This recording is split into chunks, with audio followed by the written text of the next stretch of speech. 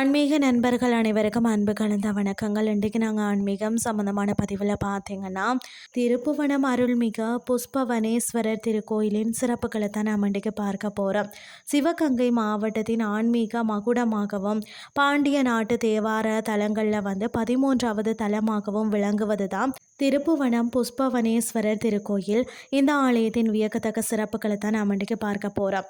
இங்கே மூலவர் புஷ்பவனேஸ்வரர் ஒரு சுயம்பு மூர்த்தி. இவரது திருமேனி ருத்ராட்ச மேனியுடன் காட்சி அளிப்பது தான் ஒரு தனி சிறப்பாம். மேலும் சுயம்பு லிங்கத்திலேயே திரிசூல முத்திரை பதிந்திருப்பதை இன்றும் நாம காணலாம். சம்பந்தருக்காக விலகிய நந்தி தான் திருஞான சம்பந்தர் இந்த தலத்திற்கு வந்தபோது வைகை ஆற்றின் மணல் துகள்கள் யாவுமே சிவலிங்கங்களாக தெரிந்ததால் தான் ஆற்ற மிதக்க அஞ்சி அக்கறையிலே நின்று பாடினாராம். அப்போது நந்தி மறைந்ததால் தான் இறைவனை தரிசிக்க முடியவில்லை.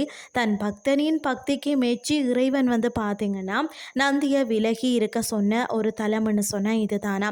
இன்றும் இங்கு நந்தி விலகி இருப்பதை காணலாம். அது மட்டும் இல்லாமல் பக்தை பொன்னியாலும் கன்னத்தில் கிள்ளிய தழும்பும் என்னன்னு சொல்லி பார்த்தீங்கன்னு சொன்னால் திருவிளையாடல் புராணத்தில் தான் வரக்கூடிய இரசம் வாதம் செய்த படலம் நிகழ்ந்த தலம் தான் இது. சிவபக்தியான பொன்னியாள் என்ற ஒரு நடன கலைஞர் பார்த்தீங்கன்னா சிவபெருமானின் உருவத்தை தங்க சிலையாக வடிக்க வேண்டும் என துடித்தாராம். அவரது பக்தியை உலகிற்கு உணர்த்த ஈசன் பார்த்தீங்கன்னா ஒரு ரசவாதியாக வேடம் அணிந்து அவரிடம் இருந்த அந்த இரும்பு மற்றது பித்தளை பாத்திரங்களை சுத்த தங்கமாக மாற்றி கொடுத்தாராம்.